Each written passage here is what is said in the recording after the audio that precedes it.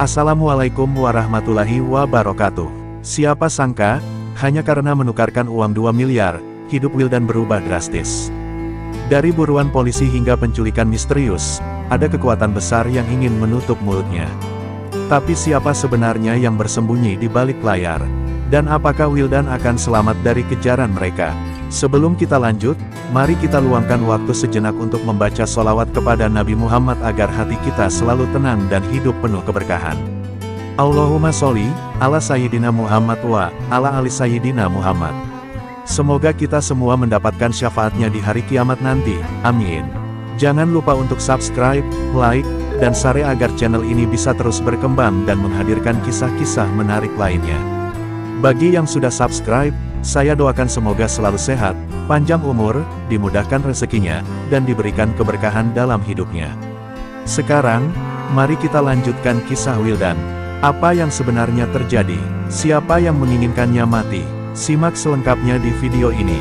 Siang itu, suasana di Bank Surya Mandiri, Pasuruan, tampak seperti biasa. Nasabah mengantre dengan wajah bosan, sementara pegawai bank sibuk melayani transaksi. Namun, semuanya berubah dalam sekejap saat seorang pemuda bernama Wildan memasuki bank dengan langkah tegap, menyeret koper besar berwarna hitam. Tatapan orang-orang di dalam ruangan langsung tertuju padanya. Koper itu tampak berat, nyaris terseret di lantai marmer bank yang mengkilap. Petugas keamanan yang berjaga di pintu refleks menegakkan tubuh, matanya menyipit penuh curiga. "Ada yang bisa saya bantu, Mas?" tanya satpam dengan suara berat. Wildan tidak menjawab, ia hanya tersenyum tipis dan langsung menuju ke teller, membuat orang-orang di antrian melirik penuh tanda tanya. Beberapa mulai berbisik-bisik, menduga-duga isi koper itu. Dengan tenang, Wildan membuka koper tersebut di depan teller. Dalam sekejap, ruangan seakan membeku, di dalam koper itu terdapat tumpukan uang pecahan Rp100.000 dan Rp50.000 yang tersusun rapi dalam bundelan plastik segel resmi. Mata teller perempuan di depannya membelalak. Tangannya gemetar saat ia mencoba memastikan apa yang ia lihat bukanlah ilusi. "Mohon maaf, Mas, ini uang sebanyak apa?" tanyanya terbata-bata. Dengan suara datar, Wildan menjawab, 2 miliar. "Saya mau menukar ke pecahan kecil." Jawaban itu membuat ruangan semakin sunyi. Beberapa nasabah yang tadinya duduk santai kini berdiri, berusaha melihat lebih dekat. Seorang pria parubaya yang sedang mengantre mendekat dan berbisik kepada rekannya, "Siapa dia? Kok bisa bawa uang segitu banyak?" Pegawai bank yang berada di balik meja pun saling bertukar pandang. Salah seorang supervisor bank, seorang pria berkemeja biru dengan name tag bertuliskan, "Dani," segera menghampiri teller tersebut dan menatap Wildan dengan tatapan tajam.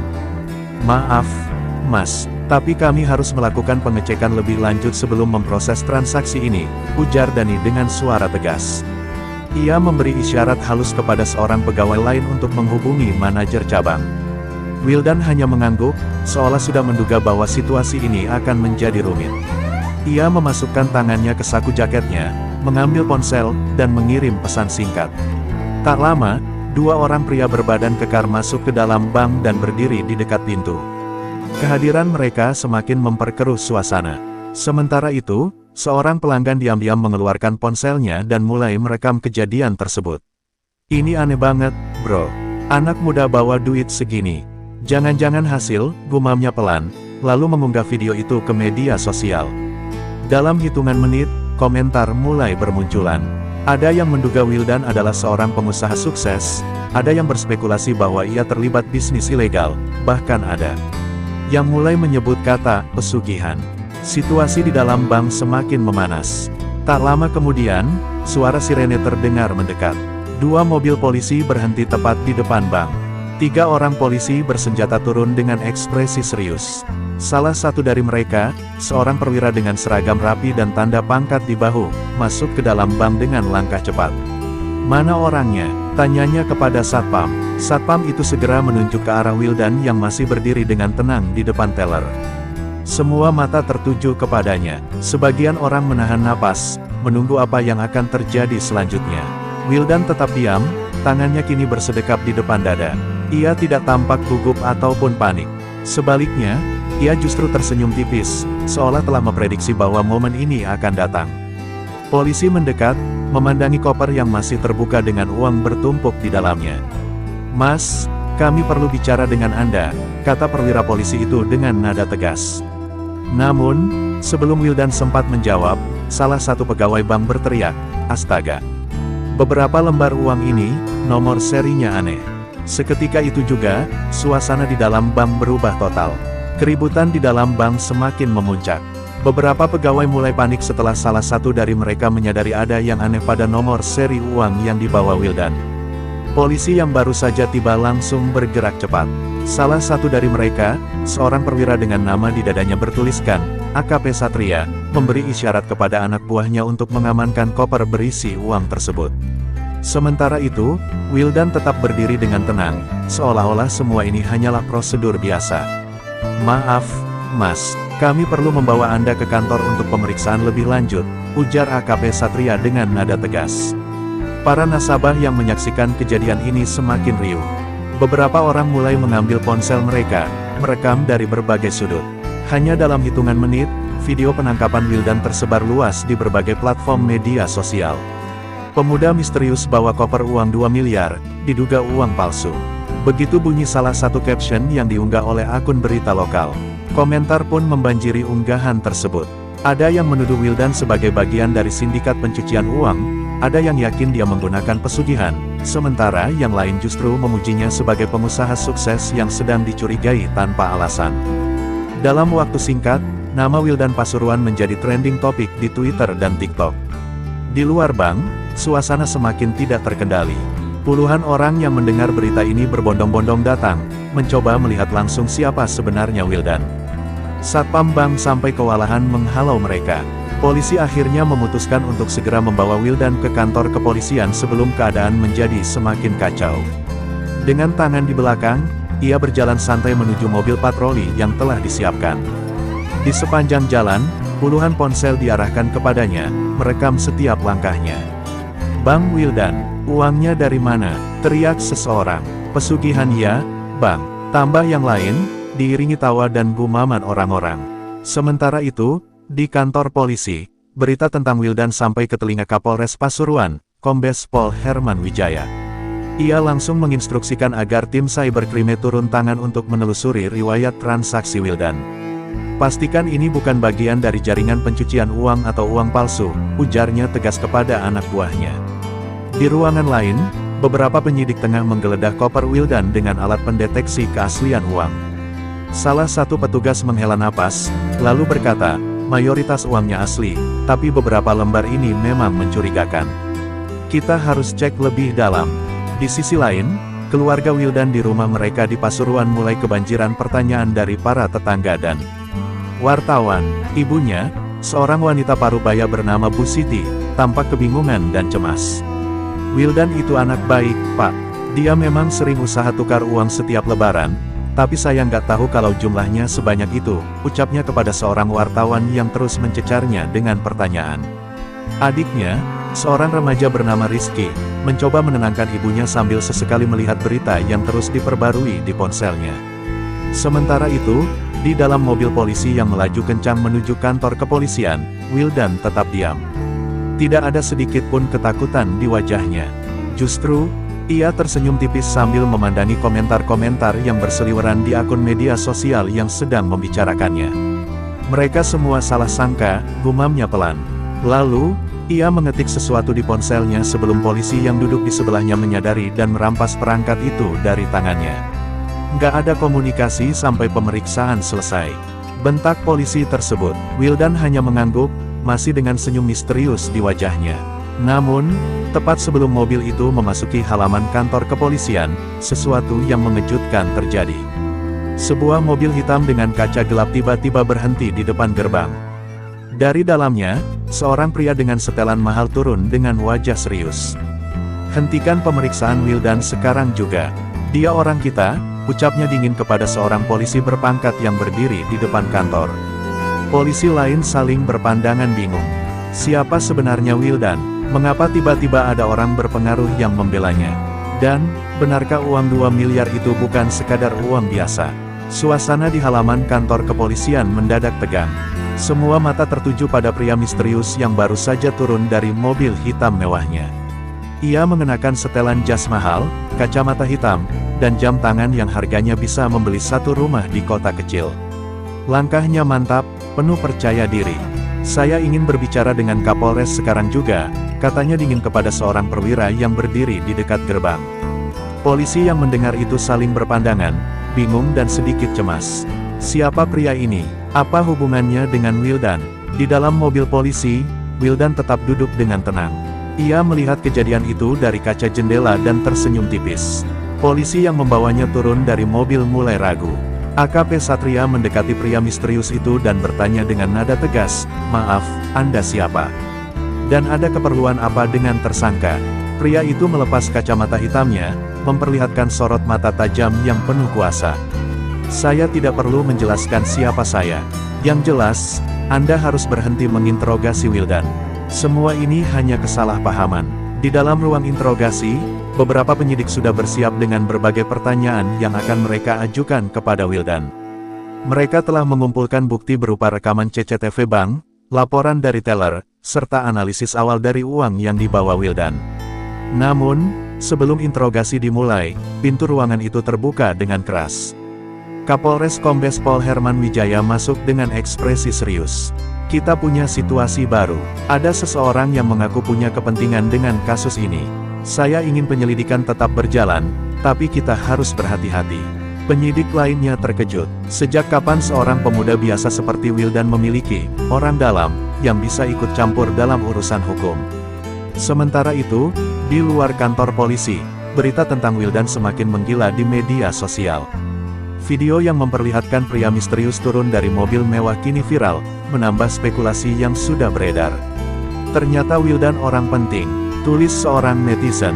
"Jangan-jangan ini ada hubungannya dengan pejabat atau mafia." Dugaan lain muncul. Bahkan, beberapa akun berita mulai menggali latar belakang Wildan, mencoba mencari tahu siapa sebenarnya pemuda Pasuruan ini. Namun, yang mereka temukan hanyalah informasi sederhana. Ia hanyalah seorang pemuda biasa yang dikenal sebagai penukar uang musiman menjelang Lebaran. Di ruangan terpisah, tim cybercrime bekerja cepat. Mereka mulai menelusuri sumber transaksi Wildan, mencoba mencari tahu dari mana uang sebanyak itu berasal.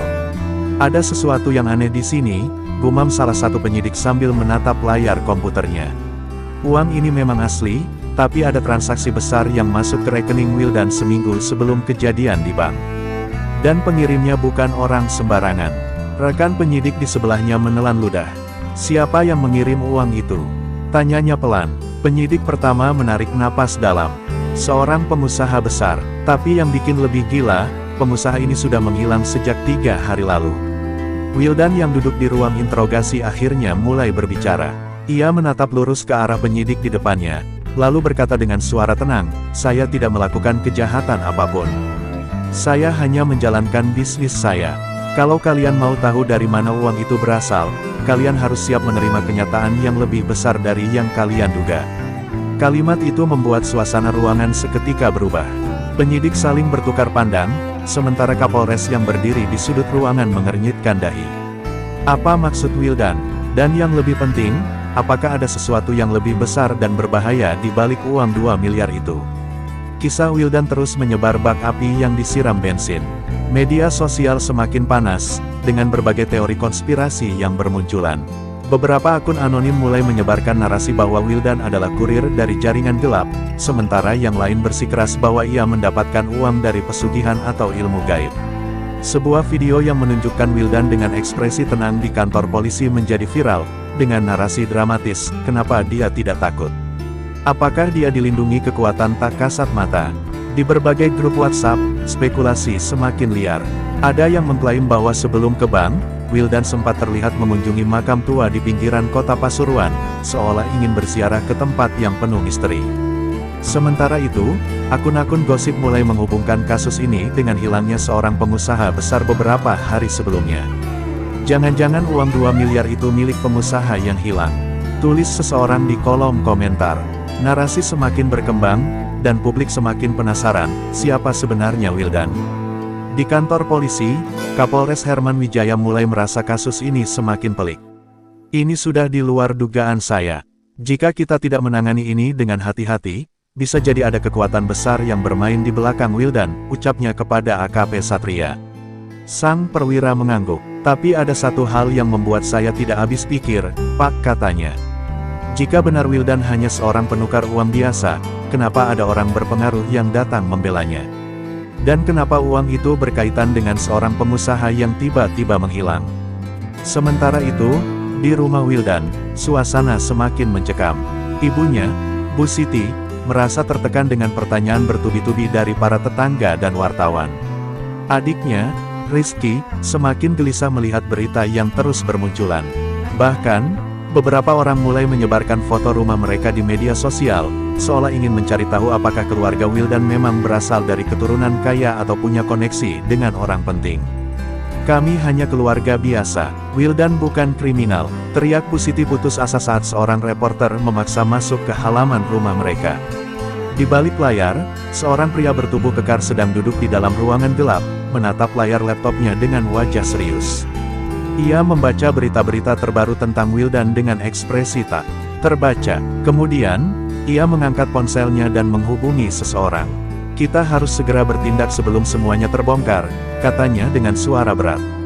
Wildan tahu sesuatu yang tidak seharusnya dia ketahui. Kembali ke kantor polisi, penyidik cybercrime akhirnya menemukan fakta mencengangkan. Pak, kami berhasil melacak transaksi Wildan, ujar salah satu penyidik kepada Kapolres Herman. Uang itu memang berasal dari seorang pengusaha yang menghilang, tapi ada yang lebih aneh lagi. Pengusaha itu terakhir kali terlihat di sebuah villa mewah yang ternyata terhubung dengan orang yang tadi datang membela Wildan. Ruangan mendadak sunyi. Semua orang di dalamnya tahu, ini bukan lagi sekadar kasus uang 2 miliar. Ada sesuatu yang lebih besar dan berbahaya di balik ini. Di ruang interogasi, Wildan tetap tenang. Ia menatap lurus ke arah penyidik, lalu berkata pelan, "Aku harap kalian berhenti menyelidiki ini. Karena jika kalian terus menggali, sesuatu yang lebih besar akan datang menjemput kalian." Penyidik yang mendengarnya merasakan bulu kuduknya berdiri. Apa sebenarnya yang sedang terjadi? Dan siapa yang sedang mereka hadapi? Kantor polisi semakin terasa menegang. Setelah penyidik menemukan fakta bahwa uang 2 miliar itu terkait dengan seorang pengusaha yang menghilang, Kapolres Herman Wijaya mulai merasa ini bukan lagi kasus biasa. Ia menatap laporan di mejanya, jari-jarinya mengetuk permukaannya dengan gelisah. Jika kita terus menyelidiki ini, saya takut kita justru mengusik sesuatu yang lebih besar, gumamnya. Namun, AKP Satria tidak mau tinggal diam. Kita sudah sejauh ini, Pak. Jika kita mundur sekarang, kita tidak akan pernah tahu siapa sebenarnya yang berada di balik Wildan. Sementara itu, di ruang interogasi, Wildan tetap duduk dengan ekspresi tak terbaca. Ia tahu para penyidik sedang menyusun kepingan puzzle yang mereka temukan, tapi ia juga tahu bahwa mereka masih jauh dari memahami keseluruhan gambar. "Aku bisa bicara," katanya akhirnya, membuat penyidik yang duduk di depannya terkejut. "Tapi jika aku melakukannya, aku tidak bisa menjamin keselamatan kalian." Kalimat itu terdengar seperti peringatan. Namun, alih-alih merasa terintimidasi, AKP Satria justru semakin penasaran. "Katakan saja, biarkan kami yang menentukan apa yang harus kami takutkan." Wildan menarik napas dalam, lalu mulai berbicara. "Aku memang hanya penukar uang biasa. Tapi seminggu sebelum aku ke bank, seseorang menghubungiku. Dia menawarkan bisnis baru, jumlah uang yang lebih besar, keuntungan lebih cepat. Aku sempat ragu, tapi dia menyebut nama seseorang yang tak mungkin kutolak. Pengusaha itu, yang kalian bilang menghilang. Dia orang yang memperkenalkanku pada bisnis ini." Penyidik saling bertukar pandang. "Ini semakin masuk akal. Siapa orang yang menghubungimu?" tanya Kapolres Herman dengan nada serius. Wildan tersenyum tipis. "Orang yang tadi datang membelaku." Di luar kantor polisi, situasi semakin kacau. Media terus membombardir berita tentang kasus Wildan, sementara di balik layar, ada pihak-pihak yang ingin menyetop penyelidikan ini dengan segala cara. Seorang pria misterius dengan setelan hitam tampak berdiri di sudut kota, berbicara melalui telepon dengan ekspresi dingin. "Jika polisi mulai menggali lebih dalam, kirim pesan peringatan. Kita tidak bisa mengambil risiko."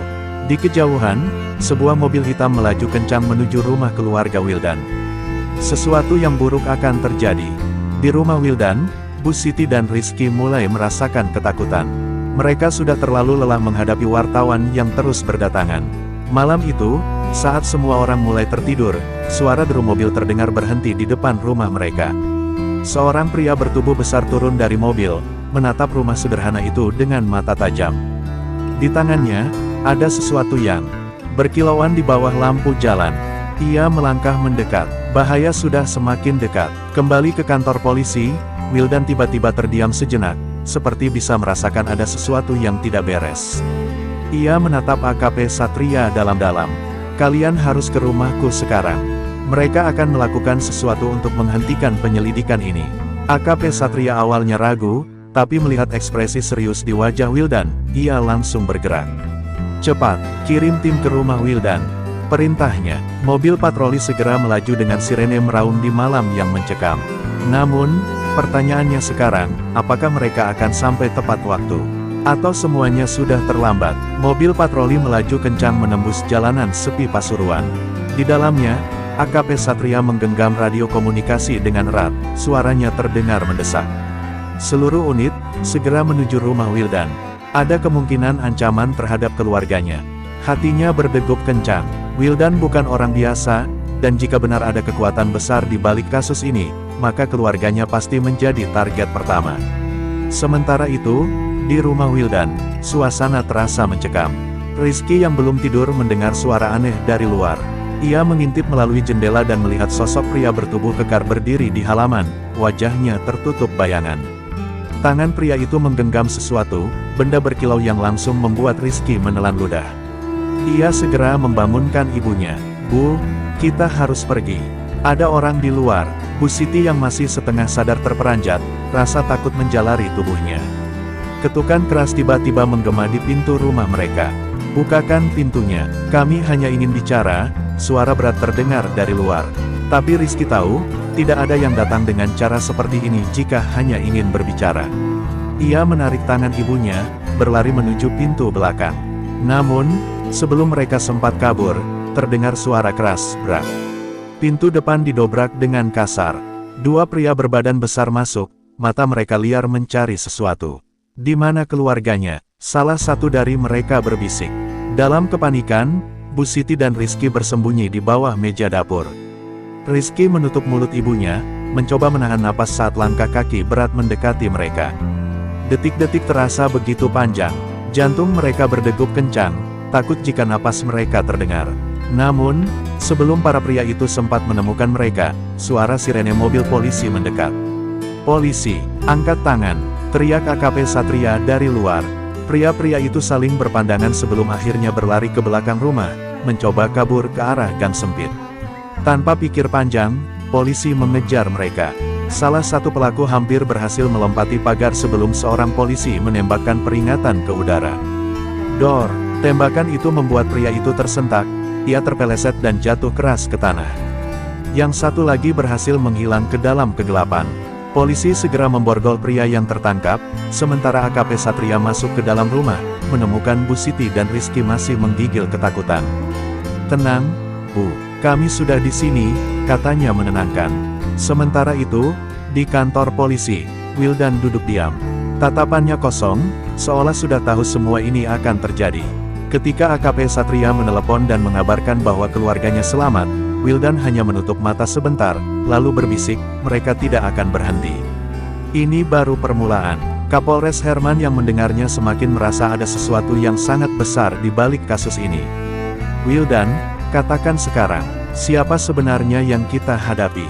Wildan membuka matanya, menatap lurus ke arah Kapolres, dan berkata dengan suara dingin, orang-orang yang lebih berbahaya daripada yang kalian bayangkan. Di luar sana, malam semakin larut. Namun, di balik bayangan gelap, seseorang sedang menyaksikan semua kejadian ini dari kejauhan. Ia mengangkat ponselnya, menelepon seseorang dengan suara datar. Mereka mulai bergerak terlalu jauh. Saatnya mengirim peringatan yang lebih serius. Malam itu, Pasuruan yang biasanya tenang berubah menjadi medan pertarungan antara mereka yang mencari kebenaran dan mereka yang ingin menyembunyikannya selamanya. Pertanyaannya sekarang, siapa yang akan menang? Di kantor polisi, suasana semakin panas. Setelah percobaan penyerangan terhadap keluarga Wildan, Kapolres Herman semakin yakin bahwa mereka menghadapi sesuatu yang lebih besar dari sekadar kasus uang 2 miliar. Ia menatap Wildan yang masih duduk di kursi interogasi dengan ekspresi datar. Siapa mereka? Apa yang mereka inginkan? Wildan terdiam sejenak, lalu menatap Kapolres dengan mata yang sulit dibaca. Mereka ingin aku diam, dan mereka tidak akan berhenti sampai aku lenyap. AKP Satria masuk ke ruangan dengan wajah serius. Pak, kami menemukan sesuatu, katanya sambil meletakkan sebuah dokumen di meja. Pria yang kami tangkap tadi malam, namanya tidak ada di database kepolisian. Tidak ada catatan kriminal, tidak ada identitas resmi. Seolah-olah dia tidak pernah ada. Kapolres mengerutkan dahi. Jadi kita berhadapan dengan kelompok bayangan. AKP Satria mengangguk. Dan itu belum semuanya. Kami menelusuri lebih dalam transaksi yang masuk ke rekening Wildan. Uang itu memang berasal dari pengusaha yang menghilang, tapi yang mengejutkan, ada aliran dana lain yang lebih besar, yang mengarah ke sebuah perusahaan cangkang di Jakarta. Wildan menarik napas dalam. Aku sudah menduga ini, katanya lirih. Pengusaha itu bukan orang biasa. Dia punya koneksi dengan orang-orang yang bekerja di balik layar, orang-orang yang mengendalikan ekonomi dari balik meja perundingan rahasia. Kapolres mulai merasakan kegelisahan. Apa maksudmu? Siapa sebenarnya yang berada di balik semua ini? Wildan menatapnya tajam. Jika aku memberitahu kalian, maka kalian juga akan menjadi target. Mereka tidak peduli apakah kalian polisi atau bukan. Jika kalian tahu terlalu banyak, kalian akan dihabisi. Sementara itu, di tempat lain, seseorang sedang duduk di dalam sebuah ruangan gelap. Di hadapannya, layar komputer menampilkan rekaman CCTV dari kantor polisi, menunjukkan interogasi Wildan secara langsung. Sosok itu menyeringai tipis sebelum mengangkat ponselnya. Mereka terlalu banyak bicara, saatnya kita kirim pesan peringatan terakhir. Di kejauhan, beberapa pria bertubuh besar mulai bergerak, menaiki mobil hitam dengan kaca gelap. Mereka memiliki satu tujuan malam ini, membungkam Wildan selamanya. Di kantor polisi, Kapolres Herman akhirnya mengambil keputusan. Kita harus bertindak sebelum mereka melakukannya lebih dulu. Ia menatap Wildan dengan serius. Kami bisa melindungimu, tapi kau harus mengatakan semuanya. Tidak ada lagi rahasia. Wildan menghela napas panjang. Ia tahu, setelah ini, hidupnya tidak akan pernah sama lagi. Dengan suara pelan, ia mulai berbicara. Baiklah, aku akan memberitahu kalian siapa yang sebenarnya menarik semua tali di balik ini. Namun, sebelum ia sempat melanjutkan, listrik di seluruh kantor polisi tiba-tiba padam. Suasana berubah menjadi gelap gulita. Para polisi langsung siaga, menarik senjata mereka. Kapolres Herman meraih radio komunikasinya, tapi hanya suara statis yang terdengar. Sial, ini bukan kebetulan, gumam AKP Satria. Di luar sana, suara deru mesin mobil terdengar mendekat. Bahaya telah tiba, dan kali ini, mereka tidak akan bermain-main. Dalam kegelapan, Wildan menutup matanya sejenak. Ia tahu ini akan terjadi. Ia tahu mereka tidak akan membiarkannya berbicara. Tapi satu hal yang ia tidak tahu adalah, apakah ia akan selamat malam ini? Atau inilah akhir dari semuanya? Kegelapan menyelimuti seluruh kantor polisi. Hanya suara nafas tegang dan desiran langkah sepatu yang terdengar di lorong-lorong sempit. Semua unit siaga, kita mungkin akan diserang. Suara Kapolres Herman menggema di radio komunikasi, tapi masih tak ada jawaban. Gangguan sinyal membuat komunikasi terputus, dan itu berarti mereka benar-benar terisolasi. Di ruang interogasi, Wildan tetap duduk diam, tetapi matanya tajam, memperhatikan setiap gerakan polisi di sekitarnya. Mereka sudah di sini, katanya lirih. AKP Satria menoleh tajam. Siapa mereka? Apa yang sebenarnya mereka inginkan? Wildan tidak menjawab, tetapi ekspresinya cukup untuk membuat bulu kuduk Satria berdiri. Mereka tidak punya banyak waktu. Tiba-tiba, brak, suara keras terdengar dari depan kantor. Beberapa polisi langsung mengangkat senjata mereka. Kapolres memberi isyarat agar mereka tetap di tempat. Namun, sebelum mereka bisa bereaksi lebih jauh, kaca jendela pecah bersamaan dengan kilatan cahaya. Granat kejut, sembunyi, teriak salah satu anggota polisi. Seketika, ledakan cahaya memenuhi ruangan, membuat penglihatan mereka kabur. Saat semua orang masih dalam keadaan bingung, beberapa sosok berpakaian hitam menerobos masuk dengan senjata terangkat. Mereka datang untuk Wildan. Kapolres Herman berusaha mengangkat pistolnya, tetapi sebuah tendangan keras menghantam dadanya, membuatnya jatuh tersungkur. AKP Satria berusaha melawan, menembakkan satu peluru yang mengenai salah satu penyerang, tetapi jumlah mereka terlalu banyak. Dengan gerakan cepat, dua pria bertopeng langsung menarik Wildan dari kursinya. "Kita harus bawa dia hidup-hidup," kata salah satu dari mereka. Wildan mencoba melawan, tetapi pukulan keras di belakang kepalanya membuat dunianya berputar. Gelap, sunyi. Saat ia membuka matanya kembali, ia sudah berada di dalam sebuah mobil yang melaju kencang menembus malam. Mereka telah berhasil membawanya pergi. Di kantor polisi, AKP Satria bangkit dengan susah payah, melihat kekacauan yang terjadi. Beberapa anggotanya terkapar, terluka akibat serangan mendadak itu. Ia menggeram marah, lalu menatap Kapolres yang masih mencoba berdiri. "Mereka berhasil membawa Wildan, Pak. Apa yang harus kita lakukan?" Kapolres menarik napas panjang, wajahnya penuh kemarahan. "Kita kejar mereka, tidak peduli siapa mereka, kita tidak bisa membiarkan ini berakhir begitu saja." Di tempat lain, di dalam mobil hitam yang melaju kencang, Wildan menatap keluar jendela dengan mata yang masih berkunang-kunang. Ia tahu, setelah ini, semuanya akan berubah. Mereka tidak akan membunuhnya, belum. Mereka masih membutuhkan sesuatu darinya. Tapi pertanyaannya sekarang adalah, apa yang akan terjadi setelah ini? Dan siapa sebenarnya yang menginginkannya hidup? Mobil hitam itu melaju kencang di tengah malam, membawa Wildan ke tempat yang tidak diketahui. Kepalanya masih berdenyut akibat pukulan tadi, tapi pikirannya bekerja cepat. Siapa yang menculiknya? Apa yang mereka inginkan? Setelah beberapa jam perjalanan, mobil akhirnya berhenti di sebuah gudang tua di pinggiran kota. Dua pria bertopeng menarik Wildan keluar dengan kasar dan menyeretnya ke dalam. Di dalam gudang yang remang-remang, seorang pria berjas hitam duduk di kursi besar, menatapnya dengan tatapan dingin. "Kau terlalu banyak bicara, Wildan. Itu kesalahanmu." Wildan menghela napas, mencoba menguasai ketakutannya. "Apa yang kalian inginkan dariku? Aku hanya menukarkan uang, tidak lebih." Pria itu tersenyum sinis. "Oh, kau tahu lebih dari itu. Kau tahu dari mana uang itu berasal. Dan lebih penting lagi, kau tahu siapa yang menghilang." Sebelum Wildan sempat menjawab, suara keras terdengar dari luar. Brak, pintu gudang jebol dan seketika suara tembakan menggema di seluruh ruangan.